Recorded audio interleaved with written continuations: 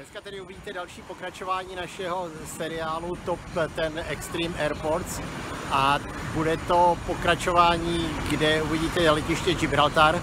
Gibraltar je považován jako složité letiště z toho důvodu, že tam je vedle něj ta vysoká známá slavná Gibraltarská skála a když přes ní fouká vítr, tak na té dráze, která je přímo vedle ní, dráha 927, tak to vytváří těžké turbulence.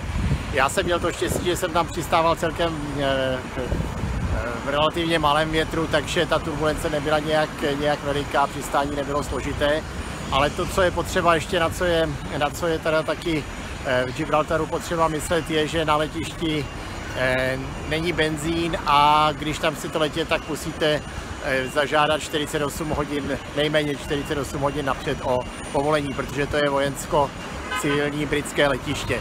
Pak když tam přiletáváte, tak je potřeba také se vyhnout španělskému vojenskému prostoru, který si myslím, že je tam udělaný speciálně proto, aby trošku potrápil řízení letového provozu letiště Gibraltar a pilotů, který tam lítají.